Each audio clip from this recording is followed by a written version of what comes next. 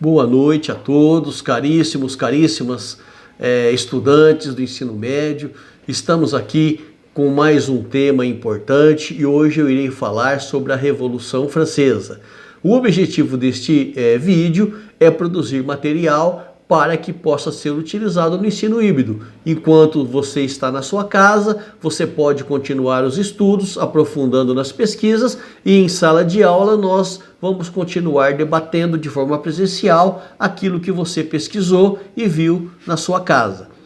Em relação à Revolução Francesa, que é o tema que nós vamos ver hoje, alguns detalhes para que você entenda melhor como se deu o processo. A Revolução Francesa, daquele período ali pré-revolucionário e propriamente dito do período revolucionário, era uma sociedade que estava dividida da seguinte maneira. Existia o primeiro estado, que era representado por 2% da população. O primeiro estado, havia ali o clero, né, que era dividido entre o alto clero e o baixo clero. Então eles representavam apenas 2% da população. O segundo estado, ele era representado por 2,5% da população e era a nobreza, era a elite francesa. E o terceiro estado, que era representado por 95% da população, ou seja, a grande massa da sociedade francesa pertencia ao terceiro estado. E o terceiro estado era o único que pagava impostos. Era o único que pagava os impostos para sustentar o segundo estado e o primeiro estado. E a França, desse período, ela está passando por uma gravíssima crise econômica, uma gravíssima crise financeira. A França estava numa situação ali de miséria, de fome da grande maioria da população. E os políticos ali, aqueles que estavam próximos do rei, os apoiadores do rei, os governantes ali do rei, decidiram então pedir para o rei decretar uma assembleia para se discutir a possibilidade de aumentar os impostos, porque para tentar tirar o país daquela grave crise. E nessa assembleia que o rei acaba decretando, então havia ali representantes do terceiro estado, representantes do segundo estado e representantes do primeiro estado. Então, o que acontecia?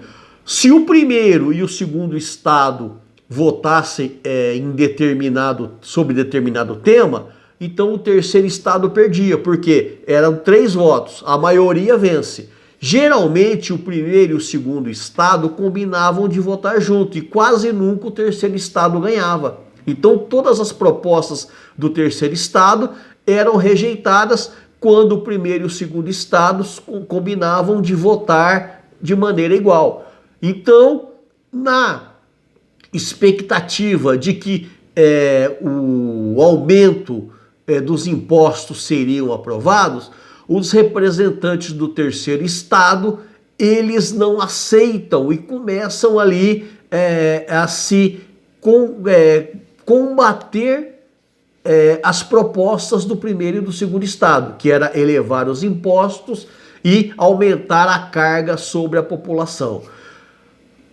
O terceiro estado, de maneira revoltosa, ele assume o controle ali da Assembleia e determina ali a mudança nos rumos da política francesa.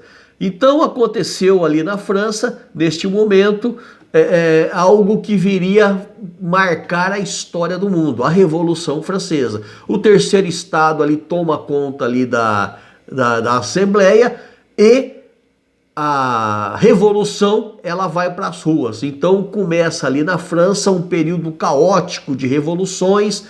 Dentro da Revolução Francesa existe uma série de outras revoluções e isso tomou conta das ruas e a França passou por um período de efervescência. Um marco importante ali da Revolução Francesa foi a queda da Bastilha. Foi o momento em que os revoltosos contra o sistema, contra a monarquia absolutista da França, eles invadem a prisão chamada Bastilha, que era a prisão onde o rei mandava prender os inimigos políticos. E tinha um simbolismo muito grande aquela invasão à Bastilha, a queda da Bastilha.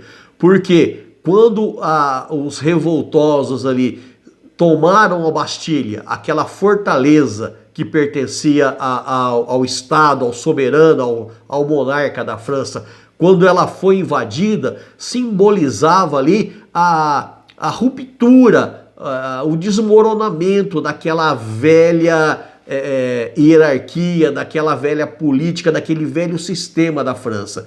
Então, invadiram ali a Bastilha e libertaram todos os presos que haviam ali, porque eram contra o sistema. Então, os revoltosos ali, dia 14 de julho de 1789, a multidão invade ali a antiga prisão e decreta ali o fim do regime feudal. Aboliu os privilégios tributários do clero, da nobreza. Com isso, passaram, o clero e a nobreza teriam que pagar impostos. Outro detalhe importante é que neste período aconteceu a proclamação ou a declaração dos direitos do homem e do cidadão. O homem passava a ter direitos, o respeito pela dignidade das pessoas, a liberdade de pensamento e opinião, a igualdade dos cidadãos perante a lei, o direito à propriedade individual, o direito à resistência à opressão política, além do confisco das diversas terras da igreja. E os descontentes, eles refugiaram no exterior, mas na tentativa de reorganizar as forças para voltar à França e dar uma contra-revolução, ou seja, assumirem o poder novamente. O rei Luís XVI vai preso, no entanto, pouco tempo depois ele é decapitado ali na guilhotina. E as forças políticas da França estavam divididas no período ali da Revolução da seguinte maneira: os girondinos, eles eram representantes da alta burguesia. E nas reuniões ali, nas assembleias ali para decidir os rumos do país, eles sentavam à direita da presidência, da mesa da presidência da Assembleia, sempre à direita. Os jacobinos, que eram representantes ali da pequena burguesia, da classe média, eles sentavam sempre à esquerda. E nós tínhamos os representantes ali, a planície, que sempre sentava no centro. A planície era aquele grupo político que podia mudar de posição a qualquer momento. Eles não tinham uma posição definida. E o interessante disso é que até hoje isso é falado nas ideologias. Por exemplo, hoje quem tem o pensamento ideológico que defende os pobres, a divisão de rendas, ele é considerado de esquerda. Aquele que representa a elite, o capitalismo, ele é considerado de direita. E aquele que fica em cima do muro, que pode pender para um lado ou para o outro, ele é considerado de centro. Então, essa ideia de direita, esquerda, centro, que nós utilizamos hoje, ela acontece por causa deste período aqui, que nas reuniões eles habituavam a sentar uns na esquerda, outros às direitas e outro no centro. E isso ficou marcado, ficou rotulado como se fosse a ideologia, né? É lógico que não é, mas no nosso tempo hoje a gente entende isso como esquerda, aquele que defende a classe trabalhadora, direita, aquele que defende o empresariado, e centro é aquele que pode mudar de opinião.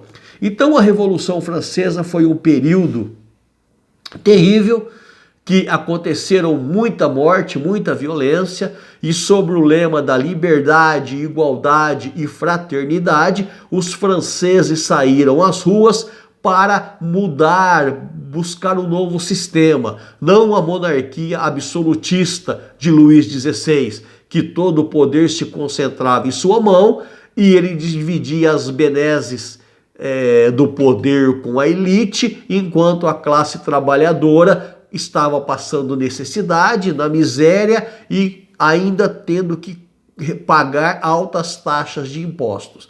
Quando a elite tentou aumentar a carga de impostos do terceiro estado, houve uma reação. E o terceiro estado não aceitou, não aguentava mais, então eles colocaram fim àquele sistema antigo e declararam um sistema constitucional, um sistema não absolutista. Esse é o pano de fundo da Revolução Francesa. Nos próximos vídeos eu continuarei falando sobre temas relevantes. Um abraço a todos e até mais.